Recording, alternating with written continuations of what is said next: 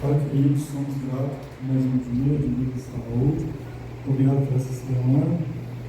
Queremos te pedir, Senhor, que o Seu Santo Espírito possa habitar em nós e abra nosso coração, nosso entendimento para poder compreender melhor a Sua palavra. Abençoe o pregador dessa noite, que ele venha falar mais sobre Ti. Isso que te pedimos e agradecemos, em Teu santo nome. Amém. Vem cá, esposa. Vamos ajoelhar juntos aqui.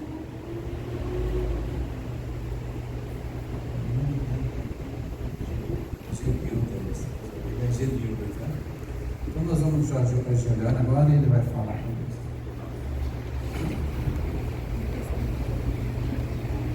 Santo e eterno Deus, muito obrigado, Pai, por mais uma noite que o Senhor nos concedeu, Pai. Muitos não teve essa oportunidade de contemplar e nem de estar na casa do Senhor. Mas o Senhor tudo sabe, o Senhor tudo faz, ainda que haja palavra nos nossos lábios, tudo o Senhor sabe. O Senhor também sabe, Pai, do oculto, pessoas que às vezes não quiseram fazer os pedidos, mas estão com problemas sentimental, espiritual e às vezes financeiro também, Senhor. Mas que neste momento, o Senhor venha enviar o Seu Santo Espírito, que venha derramar bênçãos sem medida. Amém. Que o Senhor venha abrir porta aonde não há porta, Pai. Venha também, Pai, abençoar, Pai, venha usar, que o Senhor envie o Seu Santo Espírito, Pai, na vida do pastor, que ele venha falar somente de Ti, que o Senhor venha fazer dele labareda de fogo, Pai, pela Sua palavra. Mas sim, Pai, nós cremos que tudo que nós pedimos, cremos que Seu nome receberia. Assim nós agradecemos em nome do Seu Filho amado Jesus. Amém.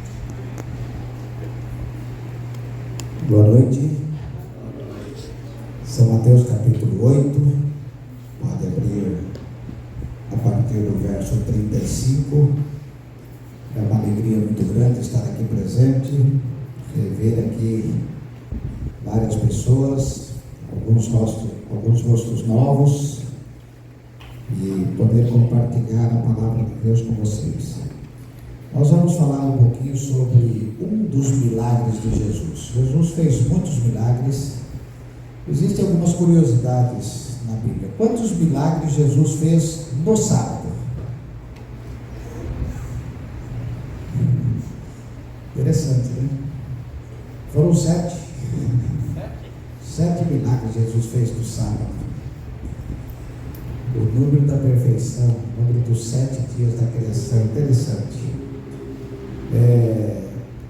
Mas a ressurreição, ela coloca fim no maior engano que o diabo colocou neste planeta. O engano que ele colocou lá no Éden, certamente não morrerás. Este foi um engano terrível, e hoje, baseado em cima de uma palavra que não é de Deus, é do inimigo, existe uma doutrina que praticamente todas as religiões do mundo aceitam: a dualidade. E a dualidade não é nem vindo do povo de judeu. A dualidade vem dos gregos, de que o indivíduo tem um corpo separado da alma. Mas biblicamente esta verdade não se sustenta, porque biblicamente Deus criou o homem e ele se tornou alma vivente. Ele não tem uma alma, ele é uma alma. Mas é interessante nós observarmos aqui, eu quero tirar algumas lições deste milagre. Jesus estava primeiro lá com os garazenos, ou gadarenos, ali no início do capítulo, dos versos 35 em diante. Eram algumas cidades do outro lado do mar da Galileia, e Jesus foi lá, e ele realizou 2 milagres ali. 2 milagres. Ele libertou 2 pessoas. E o que aconteceu com Jesus ali naquela cidade?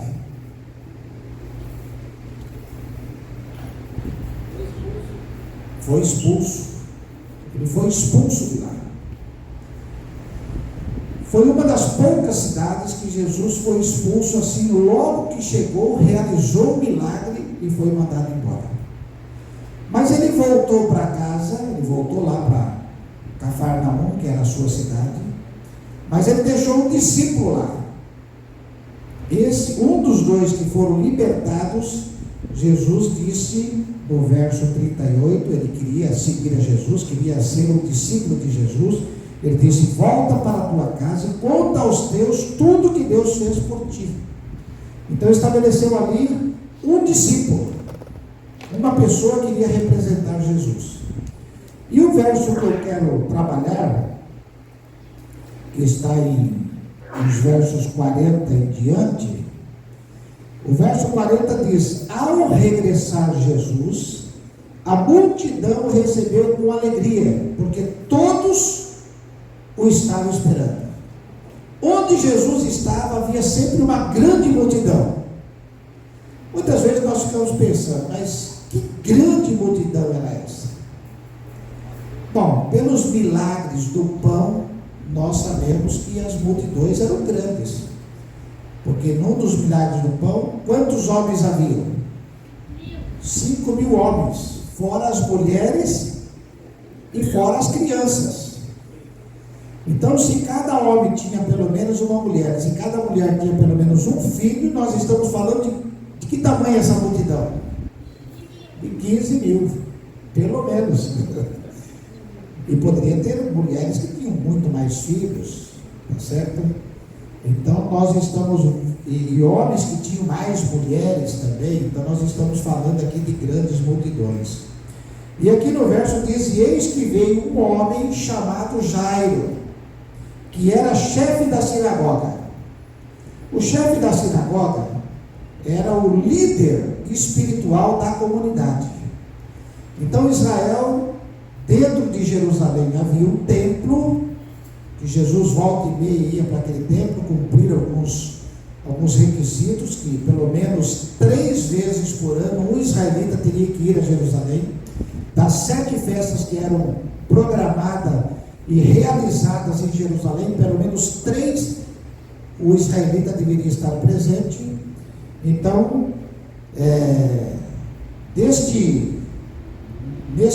nessa cidade de Jerusalém havia esse grande templo e essas grandes atividades. Mas nas cidades distantes de Jerusalém, a vida espiritual continuava, a vida religiosa continuava, e isso continuava na sinagoga, que eram pequenas congregações de judeus, e havia ali sempre um líder espiritual. E Jairo, no caso, era o líder espiritual da igreja, da sinagoga de Cafarnaum.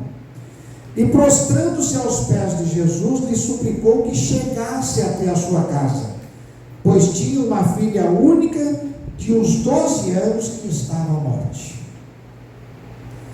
Então imagine você o que passa na mente de um homem que tem uma filha com 12 anos de idade, e essa filha não tem muitos dias ou muitas horas de vida. Veja a angústia que esse homem possuía. Algumas perguntas para nós pensarmos um pouquinho. Alguma vez você já pediu a Jesus que ele viesse até a sua casa, porque alguém lá na sua casa estava doente? Muitas vezes nós convidamos, não para ir à nossa casa, mas para realizar o milagre, para curar. E muitas vezes nós fazemos isso como última ou primeira opção. Muitas vezes como última opção. Quando não há mais possibilidade, então eu peço que Jesus dê uma passadinha na minha casa. Você já fez algum pedido especial para Jesus? E você já esperou algum tipo de resposta desse pedido especial? Você já se viu em uma situação em que todas as alternativas de resolução já haviam acabados e a única solução agora estava na mão do Mestre. Talvez você já tenha buscado o poder de Deus assim. E eu asseguro a vocês, baseado no que eu vi na palavra de Deus, que Jesus atende a todos que o procuram. Muitas vezes Ele não atende da maneira como eu gostaria, como eu desejo, porque Jesus tem uma visão muito mais ampla da nossa vida, da nossa fé, da nossa experiência, não só de presente, mas de futuro. Então, algumas vezes, se Ele atendesse o nosso chamado, o nosso pedido naquele momento, do jeito que nós queríamos, poderia ser até pior para nós do que melhor. Mas Jairo fez um pedido especial para Jesus, para que ele fosse, e Jesus estava num determinado local da cidade, e junto a Jesus estava quantas pessoas? Uma multidão. Hoje, por volta de umas 10h30 da manhã, eu fui encontrar as minhas netas aqui no Parque do Cordeiro. Vocês acham que eu cheguei lá? Eu fiquei mais de 20 minutos procurando uma vaga para estacionar em todo o arredor do parque, e quase fui embora sem poder ver minhas netas, porque dentro do parque estava o quê? Uma grande multidão. Todos resolveram ir no parque hoje, um dia bonito, um dia ensolarado, muitos dias de chuva, as crianças brincando, realmente era um dia maravilhoso. E eu, pensando na mensagem de hoje à noite, eu imaginei, olha só a situação de Jairo, precisava que Jesus fosse rápido, imediatamente, mas Jesus estava preso no meio de uma grande multidão. Mas além de ele estar numa grande multidão, ainda acontece uma situação. Uma mulher que estava há 12 anos com um problema de saúde, ela estava imaginando no seu coração, e já tinha se preparado, já tinha orado, já tinha se organizado para isso, e ela foi ali porque sabia que Jesus estaria ali, porque todo lugar onde Jesus iria, havia aquele correio de boca a boca, que ia passando de um para outro, e todo mundo sabia, por isso essas multidões juntavam. Essa mulher que estava doente há 12 anos, que já tinha consumido todos os seus recursos, ela não queria se identificar, e ela tinha certeza que se ela tocasse no manto de Jesus, ela seria curada. E ali apareceu essa mulher e tocou no manto de Jesus. E na hora que ela tocou no manto de Jesus, Jesus se manifestou. Quem foi que me tocou? E os discípulos ficaram, mas como quem foi que me tocou? Nós estamos aqui no meio de uma multidão, todo mundo esbarrando, e um e outro, e aquela multidão andando junto com Jesus. Como quem foi que me tocou? Pedro, que era o mais extrovertido do grupo, né? Ele acaba fazendo esta observação. Mas Jesus parou, localizou a mulher, disse para ela que a fé dela havia salvado.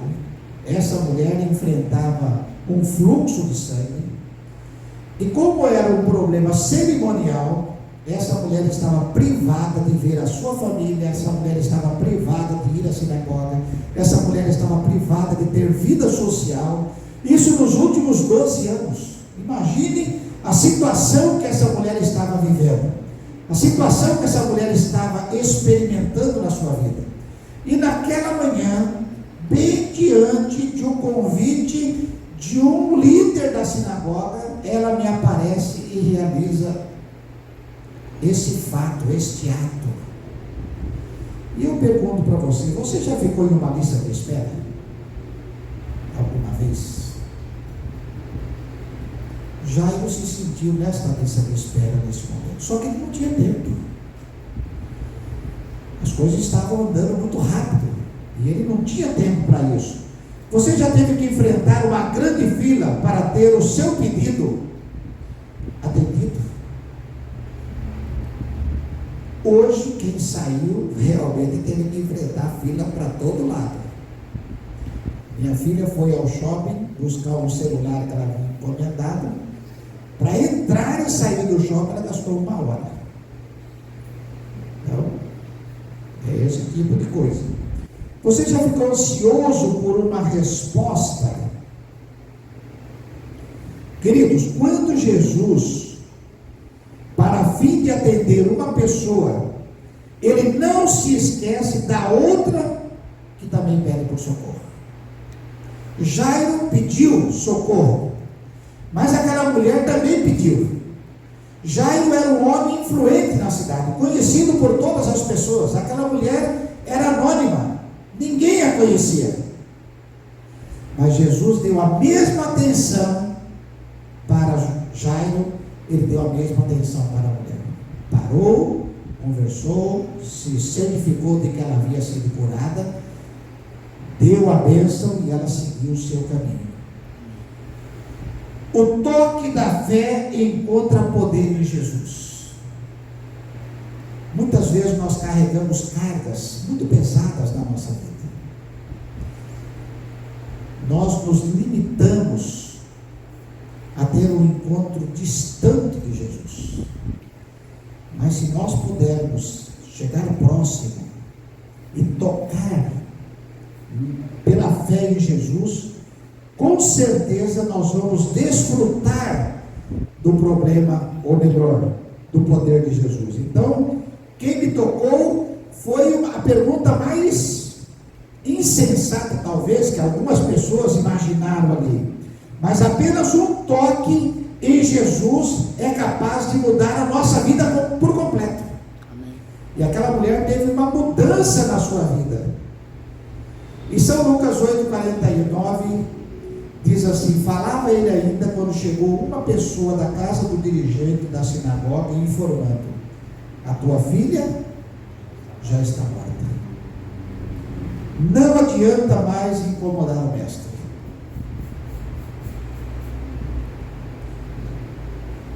Deve ter sido uma notícia muito terrível para Jairo. Não sei quanto tempo Jesus gastou com a multidão, não sei quanto tempo Jesus gastou com aquela mulher ali naquele momento, em direção à casa de Jairo. Não sei qual era a distância do local onde Jairo abordou Jesus até a sua casa, mas os propósitos de Jesus, queridos, vão além da nossa visão limitada. Os propósitos de Jesus vão muito além. E ele olha para Jairo e diz: Jairo, não temas. Apenas uma coisa, e todos nós podemos fazer isso: crer. Crer, somente crer, que o seu problema vai ser resolvido. Fica tranquilo. Não precisa se apavorar.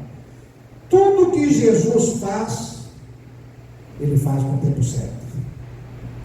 Muitas vezes o tempo certo de Jesus não é o meu tempo. Muitas vezes o tempo certo de Jesus é diferente do meu tempo. Mas Jesus faz no tempo certo. E quando nós conseguimos pela fé tocar em Jesus, nós sentimos esse tempo certo. Nós sentimos essa conexão com Jesus. Para aqueles que creem em Jesus, a morte é apenas um sono passageiro. É apenas um sono passageiro. E aqui está a maioria dos enganos que o diabo tenta incutir na mente das pessoas. Por que nós morremos? Nós morremos por causa do pecado. Não existe outra explicação, não existe outra colocação bíblica por causa da morte. Nós morremos por causa do pecado. Agora Jesus tem mostrado que esta morte, que a filha de Jairo passou, que o irmão de Marta e Maria passou, Lázaro, que a filha de uma viúva, que ele estava chegando na cidade, eles estavam saindo para sepultá-la, passou. Jesus está mostrando que esta morte não é a morte eterna. não é a morte que faz a eterna separação das pessoas, porque todos que passaram por esta morte serão ressuscitados, todos, os justos e os injustos. Nós temos 3 momentos de ressurreição. Nós temos uma ressurreição especial, que Jesus falou sobre ela, Daniel também falou sobre ela, alguns discípulos também falaram sobre essa ressurreição especial. E essa ressurreição especial vai acontecer com 2 grupos de pessoas. Um grupo de pessoas que são fiéis a Deus, morreram num determinado momento da história deste mundo, e um grupo de pessoas que foram infiéis a Deus, que foram ferrenhos inimigos de Jesus, e aqueles que participaram da morte de Jesus. Jesus fala sobre essa ressurreição, e essa ressurreição acontecerá um pouco antes da volta de Jesus, e eles irão ver a volta de Jesus. Mas haverá uma segunda ressurreição, e essa ressurreição vai acontecer quando? Segundo Paulo, lá em Tessalonicenses, no dia da volta de Jesus. E quem que vai ressuscitar nessa ressurreição? Todos aqueles que morreram acreditando no plano da redenção, no plano da salvação. E haverá uma segunda ressurreição, e essa ressurreição vai acontecer quando? Depois do milênio. E quem vai ressuscitar nesta? Todos aqueles que morreram não acreditando, não aceitando o plano da redenção. Então você vê que nessas 3 ressurreições todos irão ressuscitar. Um grupo para a vida e um grupo aí então para a morte eterna. Mas esta morte que nós estamos vivendo é uma morte, é um sono que todos irão descansar. E esse sono nós recebemos para que o pecado não se prolongasse e o sofrimento humano não aumentasse. Deus tomou 2 providências para que o pecado não se prolongasse. O primeiro foi o sono da morte, e o segundo, logo após o dilúvio, foi diminuir a longevidade do ser humano. E a longevidade saiu de 950 anos, já no tempo de Abraão estava em torno de 150, 160, e já nos dias de Jesus estava em torno de 60, 70 anos, e é o que preserva até os dias de hoje. Com todo o recurso da medicina, nós temos aí um período de 70, 75 e alguma coisa mais. De vez em quando alguém faz uma hora extra longa, né? Essa semana, ou semana passada, morreu a mulher mais longeva do Japão. Parece que estava com 129 anos. Então alguns extrapolam essa possibilidade. Mas a morte surgiu justamente por um ato de misericórdia de Deus, por um ato de amor de Deus. Ela causa um mal-estar na nossa vida? Causa. Ela causa um vazio terrível. E dependendo da morte que os nossos entes queridos passam, esse vazio parece que é pior. Se é uma morte natural, uma morte de velhice, uma morte de doença, que você já está convivendo, e em algum momento você até pede: Senhor, leva essa pessoa ao descanso porque está sofrendo muito. Essa morte tem um conforto. Mas quando é uma morte de assassinato, uma morte de um acidente brusco, uma situação como essa, isso causa um vazio muito maior na vida da gente. Isso não significa que Deus não está conosco, que Deus não está nos ajudando, nos apoiando. Isso significa que realmente a morte nos traz algumas coisas. A morte estava nos planos de Deus? Não. Por que não? Quando Deus criou os anjos, Deus disse que eles tinham liberdade para ser fiel e para ser infiel. E a lei de Deus, que é a base do seu caráter, que existe desde os dias da eternidade, sempre disse que é aquele que pecar, esse morrerá. Quando Deus criou este mundo, Ele nos deu essa liberdade de pecar ou não? Nos deu. Então a morte estava nos planos de Deus. A morte estava dentro do projeto de Deus. Tanto é que antes da fundação do mundo, quem se propôs a morrer pelo pecador? O próprio Jesus. A morte estava dentro do programa divino. Nós não precisamos nos preocupar. De quem é a culpa pela morte? Do pecado. A morte, a culpa é do pecado. Deus transformou esse sono da morte num momento de misericórdia para o ser humano. Mas a morte eterna, a culpa é do pecado. Deus não criou você para morrer. Deus não criou ninguém para morrer.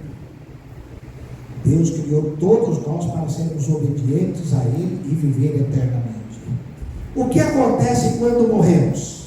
Aqui está um problema muito sério que nós precisamos entender. A lição dessa semana está tratando desse assunto, a lição desse trimestre está tratando desse assunto, e é bom nós dedicarmos muito tempo estudando a lição desse trimestre, porque olha, quem não tiver conhecimento profundo desse tema, com certeza vai ser iludido, vai ser enganado pelas tentações artilosas que o diabo tem. Aquela conversinha macia dele lá, ele acaba levando todo mundo para o pecado, se não tiver conhecimento profundo da Bíblia.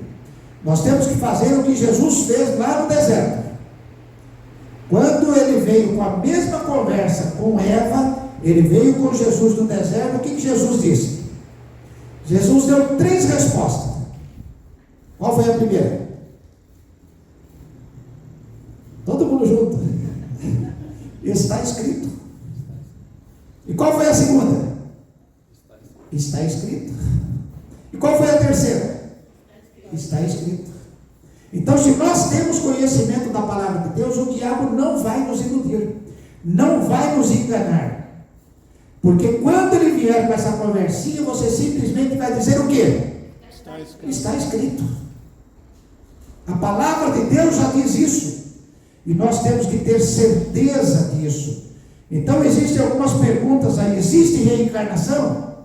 Não. O que a Bíblia diz? Que não.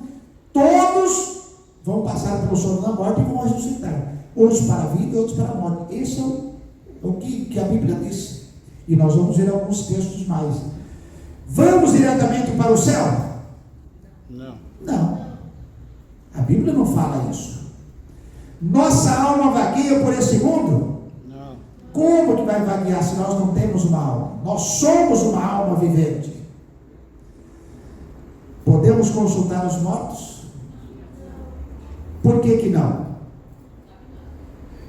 Porque os mortos não têm consciência de nada.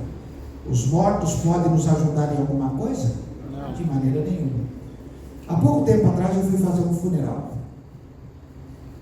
Fui convidado por uma família para fazer o funeral e na hora que eu cheguei, a pessoa tinha morrido de manhã, mas eu estava viajando, estava bem distante. E quando eu cheguei, mais ou menos por volta de 10 horas da noite, eu cheguei ao funeral. E quando eu cheguei lá, a esposa dele, uma pessoa muito simples, mas uma pessoa de uma fé assim, tremenda, ela falou: pastor, o meu marido já fez um milagre. Ele chegou no céu hoje de manhã e já fez um milagre. Na fé que ela possuía, que não é baseada na palavra de Deus, que eu conheço essa mulher há mais de 30 anos, e ela sempre resistiu a estudar a palavra de Deus, na fé que ela possuía, era uma fé verdadeira para ela. E ela acreditava naquilo. E volta e meia eu converso com ela, e ela fala: pastor, o meu marido continua realizando milagres. Mas veja só o que Eclesiastes nos fala. Porque os vivos sabem que hão de morrer, mas os mortos não sabem coisa nenhuma. Nem tampouco terão eles recompensa, porque a sua memória jaz aonde? No esquecimento. Amor, ódio, inveja para eles já pereceram. Para sempre não terão eles parte em coisa alguma do que se faz debaixo do sol. Mas ainda tem outro texto, Salmo 115, verso 17. Só citando um outro texto aqui para a gente embasar um pouco a nossa mensagem, mas existem muitos outros. Os mortos não louvam o Senhor, nem os que descem a região do silêncio. Quando você vai consultar o morto, você está atendendo a sugestão do inimigo de Deus. Certamente não morrerás. Ele faz essa sugestão. O outro, Salmo 6, verso 5, diz: pois na morte não há recordação de ti, no sepulcro quem te dará louvor? Não existe. E isso eles escreveram baseados no Espírito de profecia. Qual é a solução para a morte? É Jesus. Mas tem um texto aqui de São João 5, 28 e 29. Não vos maravilheis disto, porque vem a hora em que todos os que se acham nos túmulos ouvirão a sua voz e sairão. Interessante, né? Isso tem coerência com o que o Antigo e o Novo Testamento falam. Os que tiverem feito bem para a ressurreição da vida, e os que tiverem praticado mal para a ressurreição do juízo. Esse texto aqui, os que fizeram bem, não é que o indivíduo foi uma pessoa bondosa e por causa disso, não. Os que fizeram bem são aqueles que aceitaram a Jesus, aqueles que ouviram a voz de Jesus, aqueles que resolveram adaptar a sua vida à orientação de Jesus. E os que fizeram mal foram aqueles que rejeitaram isso, tiveram a oportunidade, porém rejeitaram isso. E quando isso vai acontecer? A ressurreição da vida. 1 Tessalonicenses capítulo 4, 16, porquanto o Senhor mesmo, dada a sua palavra de ordem, ouvida a voz do arcanjo e ressoada a trombeta de Deus, descerá dos céus e os mortos em Cristo ressuscitarão quando? Primeiro. Bem no dia da volta de Jesus. Jesus não descerá a essa terra, vai ficar pairado no ar, os anjos que virão com ele. Quantos anjos serão? Todos. Não sei quantos, mas são todos. Vai haver 15 minutos de silêncio no céu. Por quê? Porque não vai ter ninguém no céu. O céu vai estar vazio. Todos virão para buscar aqueles que aceitaram Jesus. Jesus, querido, é a ressurreição e a vida. Lá em São João capítulo 11, quando fala a respeito da ressurreição de Lázaro, ele fala isso: eu sou a ressurreição e a vida. Ninguém vem ao Pai se não for através de mim. Não haverá possibilidade. E quando ele chega diante do túmulo e fala: Lázaro, saia para fora. Se ele não tivesse falado Lázaro, sabe quantas pessoas ressuscitariam naquele momento? Todos. Mas naquele momento, para a fé daquelas pessoas e a nossa que viria depois, aquele milagre seria o suficiente naquele momento. Queridos, Jairo seguiu o seu caminho. Jesus disse: não temas, mas creia apenas. E quando ele chegou na casa de Lázaro, ele disse para todas as pessoas que estavam ali: não choreis. O verso 52, ela não está morta. Mas o que ele fala mais? Ela dorme. Ela está dormindo. Não choreis. E o que aconteceu? As pessoas começaram a rir de Jesus. Aqueles que estavam em volta dela começaram a rir. Mas Jesus, tomando a menina pela mão, disse: levanta-te. E o que aconteceu com essa menina? Ela se levantou e ela foi devolvida ao seu pai. O seu pai acreditou em Jesus. Ele simplesmente poderia dizer: olha, minha filha morreu, ele não deu muita atenção, deu mais atenção para a multidão do que para mim. Podia ter um ato de orgulho ali, seguir o seu caminho. E não. não passaria por este milagre, não experimentaria este milagre na vida dele. E é interessante, o verso 55, voltou o Espírito. O que é a palavra Espírito? Aqui no grego, a palavra Espírito significa pneuma, significa fôlego. Não é uma alma penada que está viajando, não, é o fôlego. Quando Deus criou o homem, ele pegou o homem, pegou lá o barro, moldou um boneco, e ali estava o homem.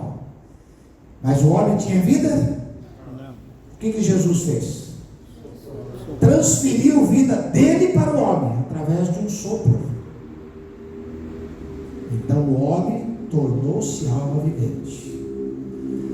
E ele só permaneceria com essa alma vivente enquanto o fôlego de vida de Deus estiver nele, estiver em mim, estiver em você. No momento que aquele fôlego volta para Deus, a vida volta, porque ele é a origem da vida, o detentor da vida. O pó vai para o lugar, para o pó, e a vida fica com Deus. Uma ilustraçãozinha bem rápida que eu já fiz aqui em algum momento. Se você tem uma meia dúzia de tábuas, e você tem lá uns 10, 15 pregos, e você resolve unir esses pregos com essas tábuas, e você faz um caixote, uma caixa, e você pode usar essa caixa para várias coisas. Pode usar para armazenar algum produto. Hoje em dia, que vivemos em lugares muito apertados, né, em apartamentos pequenos, geralmente nós precisamos de umas caixinhas para armazenar as coisas e guardar, né? Mas você pode usar essa caixa para muitas coisas. Chegou uma hora e falou: não quero mais essa caixa, está me atrapalhando, não tenho onde guardar, não consigo mais. O que você faz? Você separa, tira os pregos, guarda num lugar, e pega a madeira e guarda no outro. O que aconteceu com o caixote? Deixou de existir. Os dois produtos que deu a origem a esse caixote ainda continuam existindo.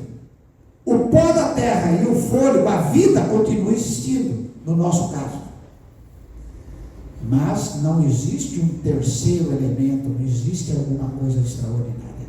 Mas o diabo nos faz crer que existe. E nós acabamos caindo nesse engano do diabo. Então nós temos que tomar muito cuidado com isso. Jesus realizou alguns milagres de ressurreição. Alguns milagres de ressurreição Jesus realizou. Por que ele não ressuscitou todos que morreram nos seus dias? Porque não era esse o objetivo de Deus. Ele queria que as pessoas soubessem que ele tinha poder sobre a morte. E ele demonstrou isso na ressurreição que ele fez, na própria ressurreição dele. Ele mostrou que ele tinha poder sobre a morte. E isso ele vai demonstrar ainda na sua volta, na especial e na segunda ressurreição. Amém. Queridos, hoje nós temos uma coisa que nós podemos fazer, que é aceitar a Jesus, que é a ressurreição e a vida, que é uma verdade absoluta, baseado na palavra de Deus. Quando você começa a estudar a Bíblia, desde Gênesis capítulo 1 até Apocalipse capítulo 22, você tem isso como verdade absoluta. Cerca de 40 autores foram usados pelo Espírito Santo para registrar os textos e os temas da palavra de Deus. E esses 40 autores não trazem nenhum tipo de contradição. Todos vão dando uma sequência, todo tem uma corroboração da verdade anterior, e isso vai indo até o livro de Apocalipse, e nós não temos dificuldades com isso. A morte, queridos, graças a Deus, é um sono, mas um dia o Senhor Deus da luz e da vida virá para ressuscitar os que morreram em Jesus. Amém. E que esta verdade possa nos consolar, que esta verdade possa nortear a nossa vida, e não a mentira que o diabo tentou incutir na mente dos seres humanos, e que acabou trazendo tantos transtornos, tantos problemas. Se você vê um filme realizado aí por Hollywood ou por qualquer outro sistema, você vai ver que a imortalidade do homem está presente. E Deus nunca disse que isso era uma realidade. A imortalidade só estaria presente caso eles fossem o quê? Fiéis. Fiéis. De toda a árvore do jardim comereis, mas dessa não. No momento que eles desobedeceram, a morte passou a ser uma realidade na vida de todas essas pessoas. E só Jesus, só através da morte e da ressurreição de Jesus, Ele pode restaurar essa esperança no nosso coração. E que essa esperança possa realmente nortear e mudar a nossa vida. E não vamos dar ouvido e não vamos dar atenção àquilo que o inimigo nos fala. Que Deus nos abençoe nesta noite. Amém.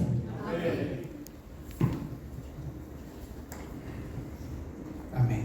Vamos ainda louvar ao Senhor cantando o hino 143. Ao olhar para a cruz.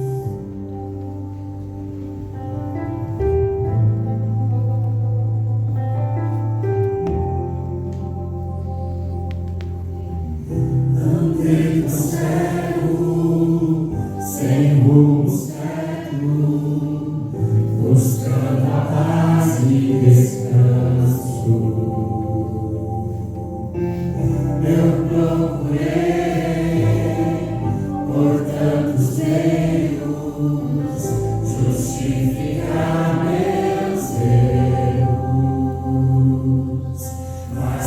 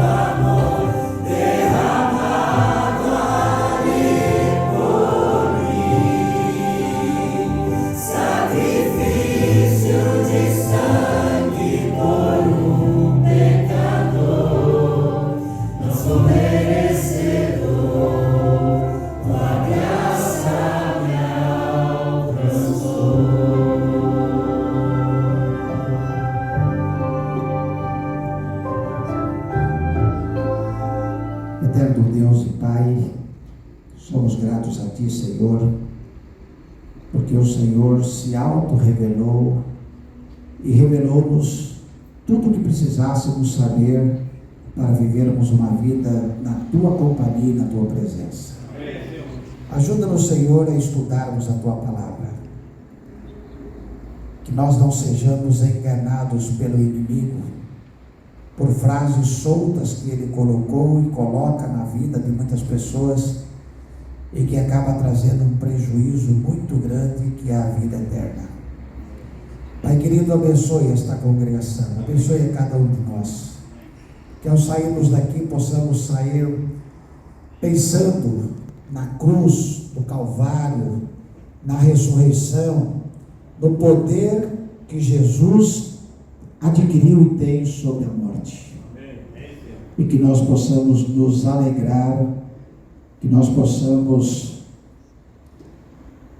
ter esta esperança no nosso coração, de que mesmo que venhamos a dormir o sono da morte, nós seremos ressuscitados para estar contigo para todo sempre. Amém.